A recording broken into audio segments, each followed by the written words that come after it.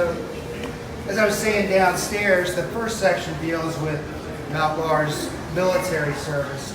Now, he was a member of the French Army. He was drafted in 1938, right after he completed his studies at the Sorbonne.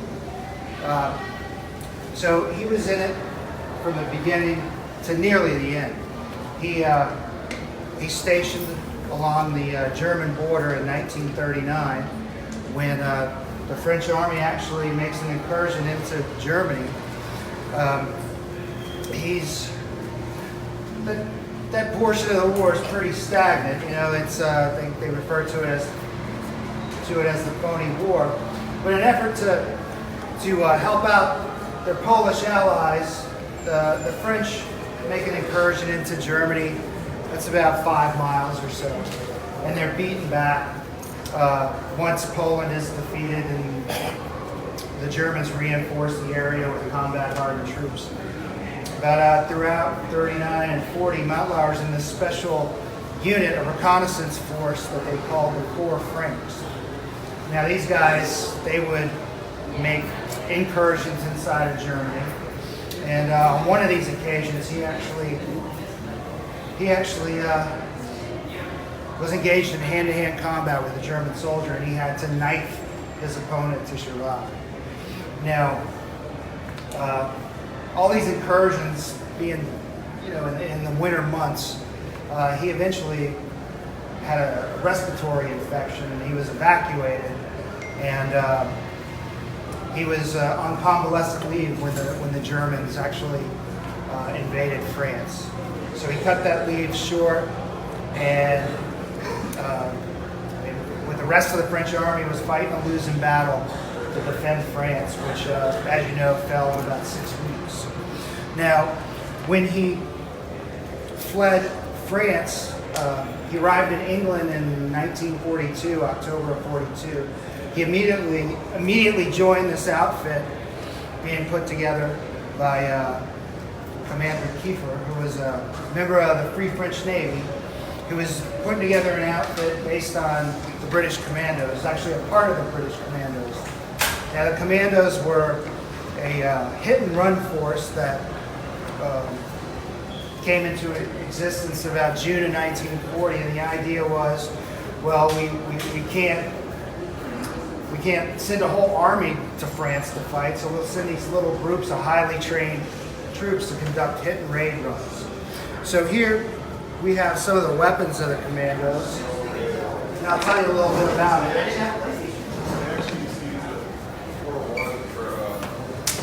Yeah, if you guys can pull it in here.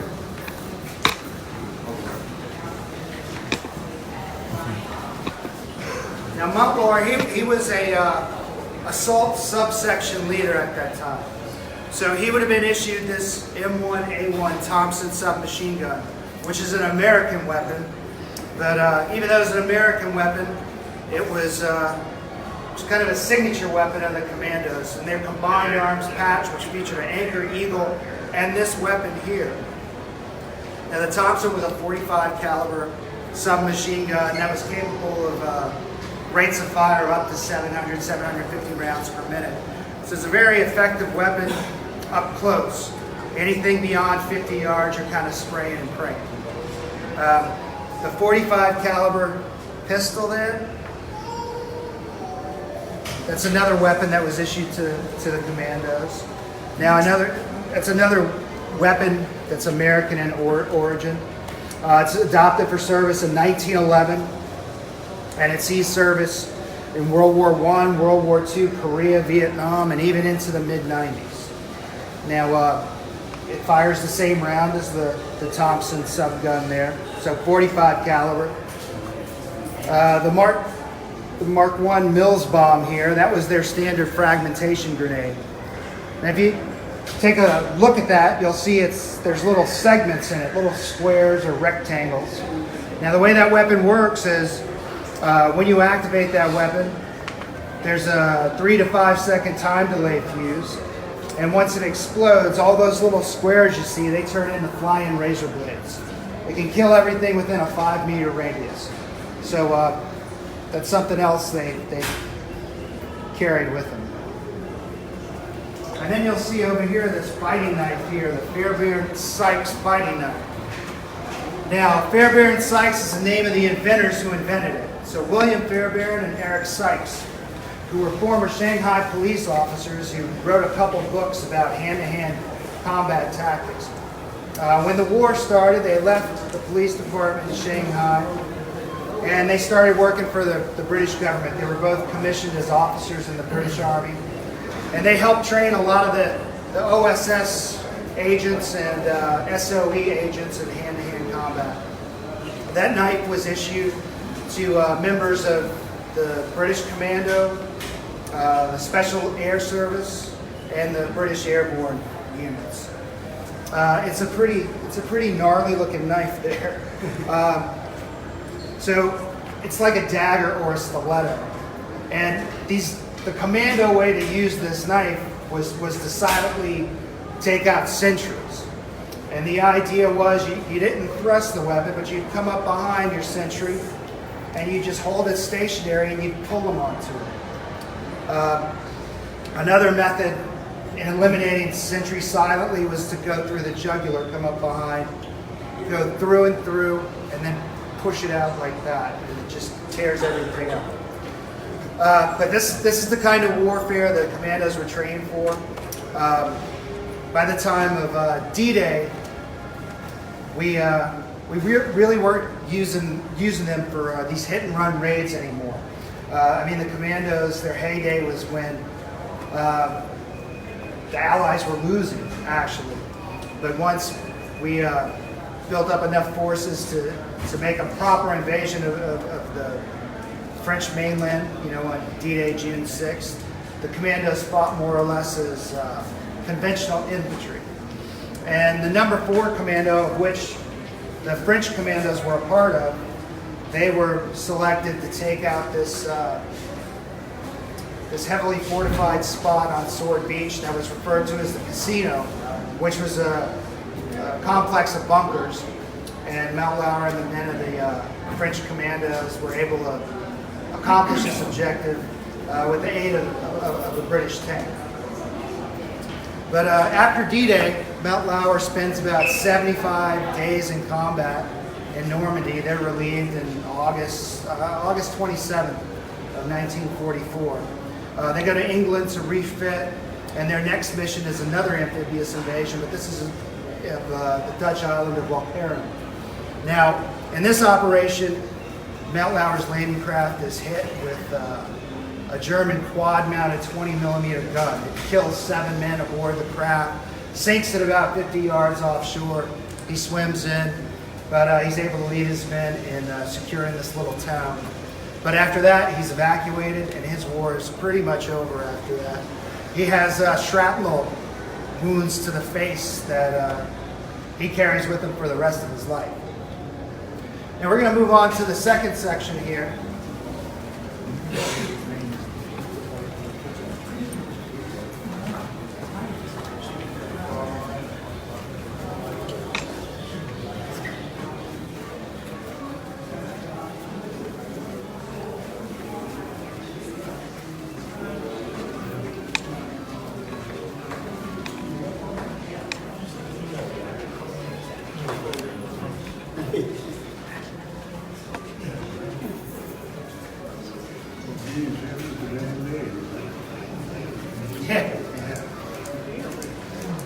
All right.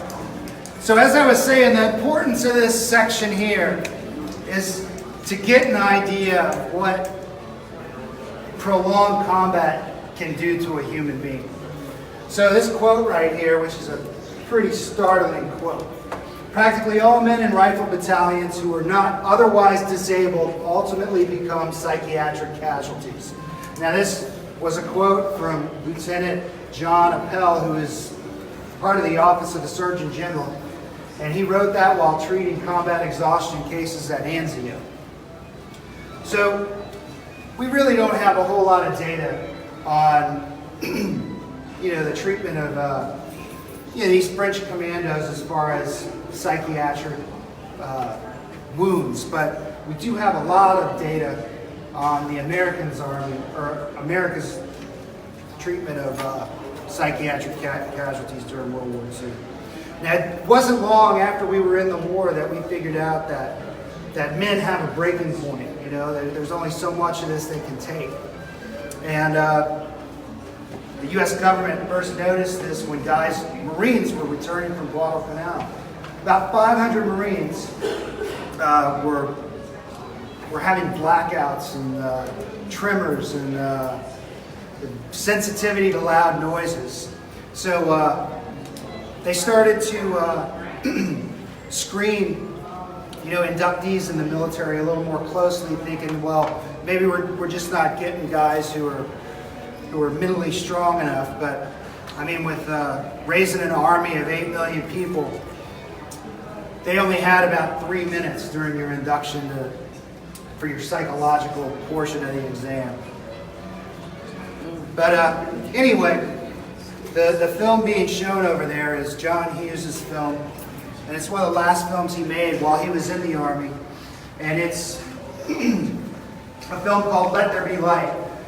And this shows men from both theaters, European theater, Pacific theater, but they're in a hospital in Long Island, New York, and the images are pretty jarring. The Army wasn't very happy with how this film came out because these are actual soldiers. They thought the public perhaps couldn't handle it or it'd be terrible PR for the Army. So this film was suppressed until the mid-1980s, and it wasn't until the 80s that civilians could actually see it.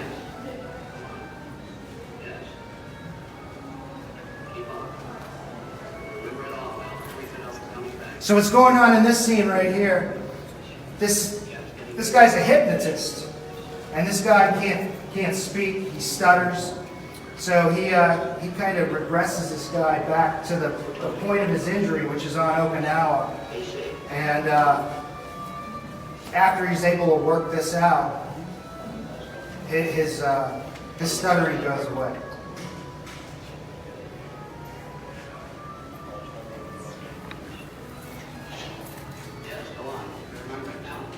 Does anybody have any questions about anything you've seen so far? I wanted this to be informal so you could ask questions, so don't be afraid to ask any questions. You must be good. Now this third section, this is his post-war artwork. Only one piece up there was done during the war. That first drawing there with crayon, a self-portrait, was done in the trenches in 1939. And it's dated November of 1939. And that piece kind of struck my curiosity because in his journals he writes of killing this German sentry with a bayonet on November 8th. So that's pretty early on in November. And it kind of made me wonder if he didn't feel changed by this experience to the point where he drew his own picture to see if he looked different. I don't know if that's why he did it, but it's very curious. Question.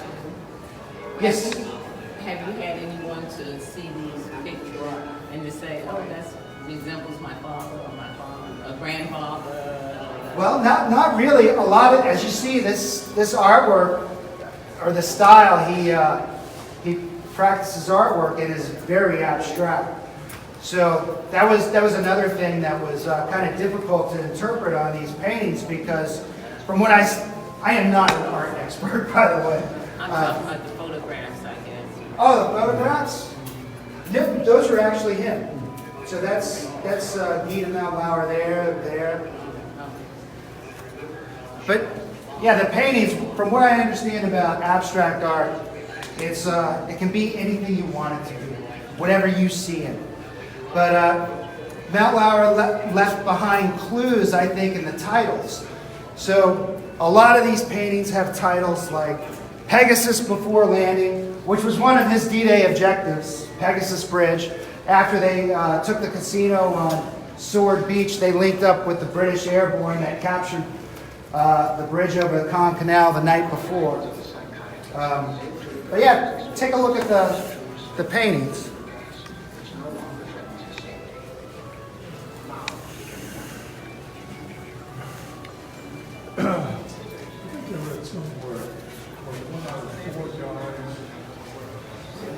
cracked up.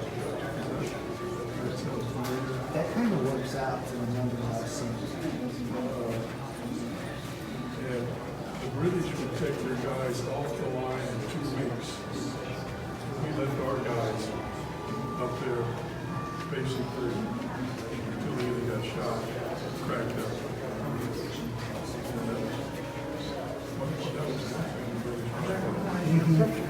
It wasn't funny.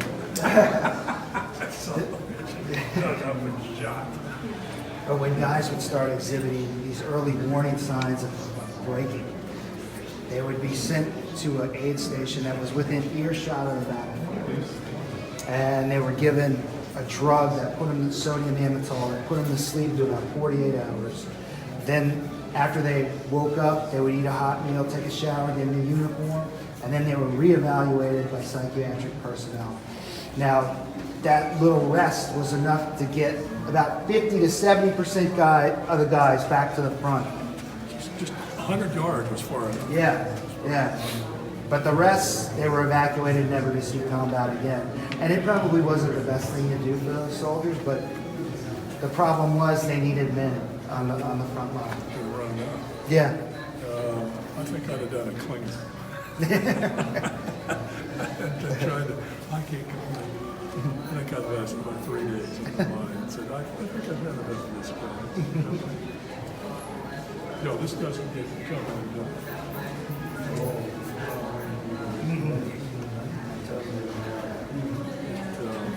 Of course, you don't want to do too much.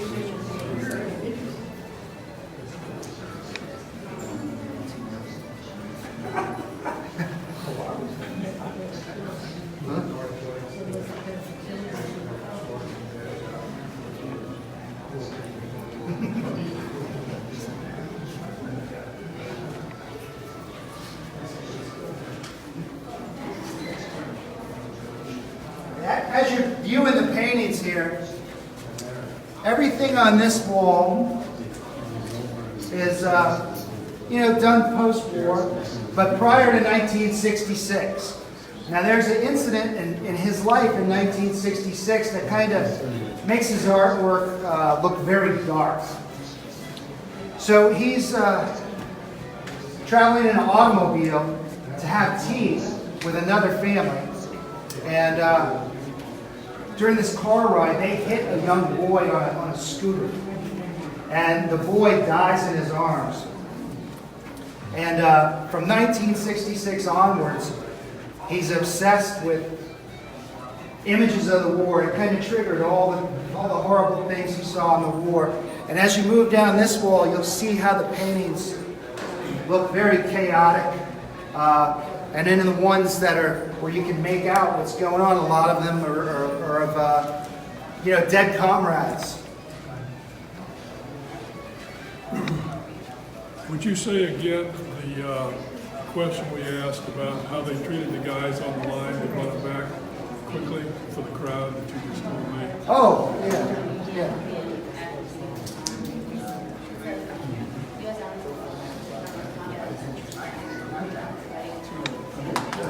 Give it to Friday.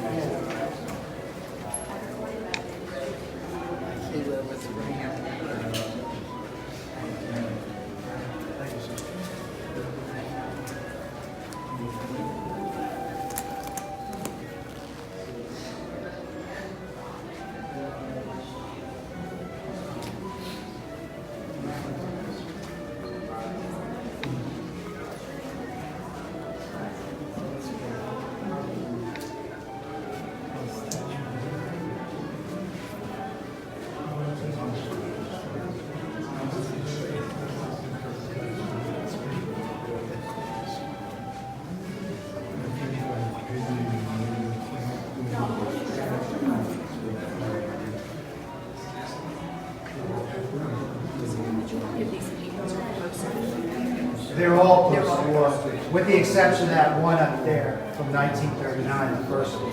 Next to of Adelaide. Yes, next to them. Next to them. So those two are pre-war. Just the first one, Just actually. So Adelaide is the picture of the girl It's post-war. is supposed to be.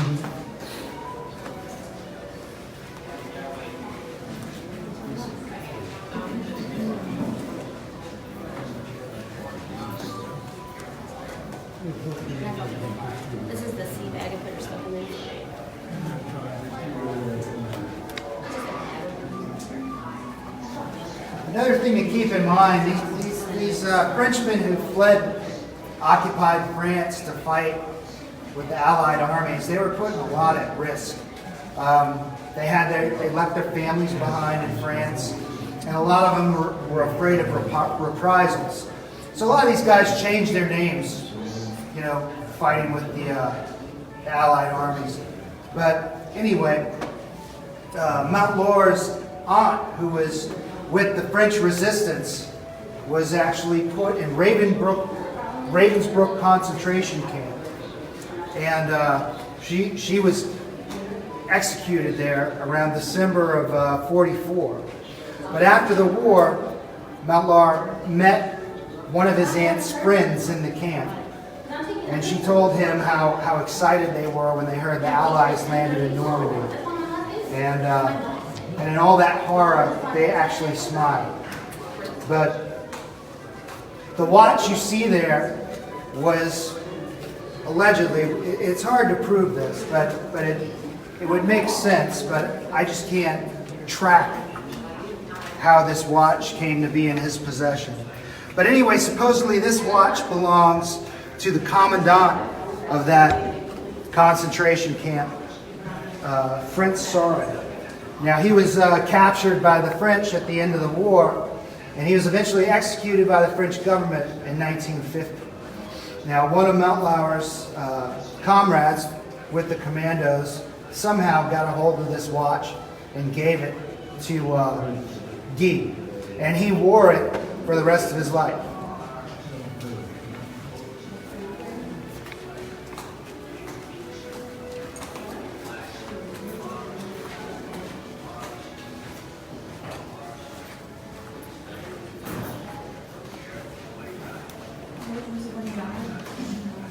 Oh, he was a pretty young man, late 50s actually. 77.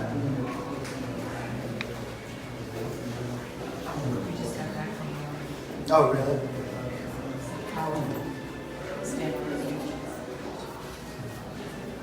Which ones do you see the images of soldiers? That one right there. And yeah, that one, he painted that. That was one of his comrades in the Commandos who actually died in December of 43.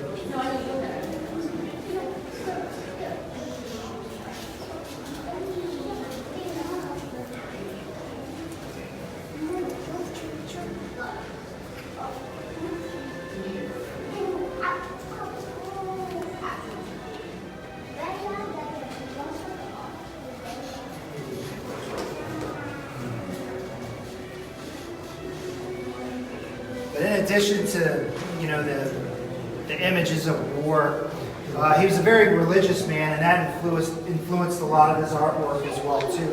A lot of these paintings have Latin titles. He was kind of a superstitious but religious person.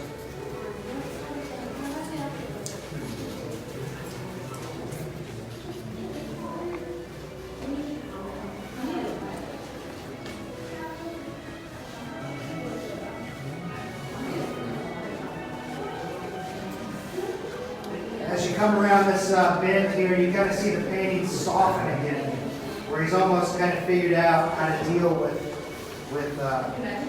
his experiences from the war.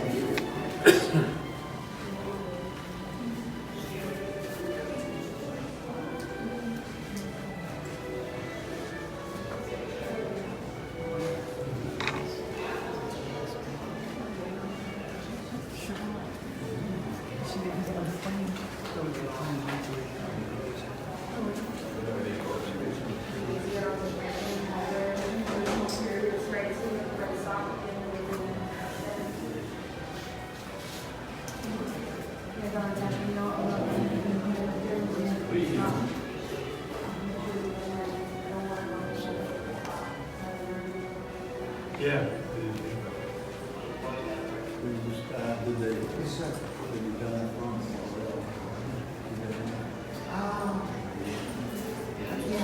No, it was nothing like that. It was like a heart attack or it was something that it wasn't suicide or anything like that.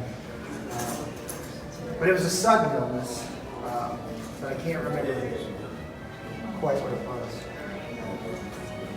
All that adrenaline through the years. Yeah. It's total.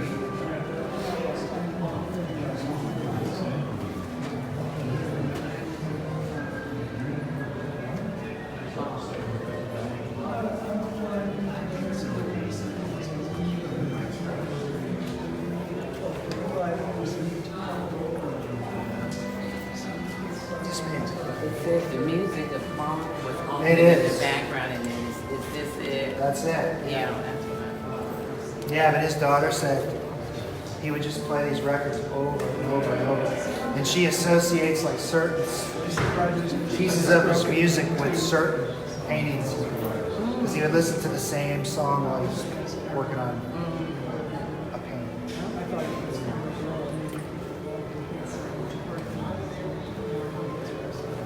Yeah, another interesting thing is he joined the French Navy again in the early 60s.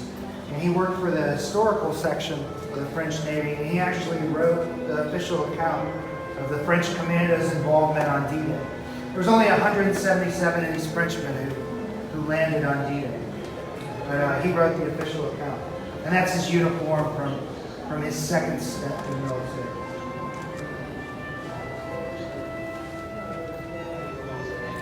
If anybody has any questions or anything, I'll do my best to answer them.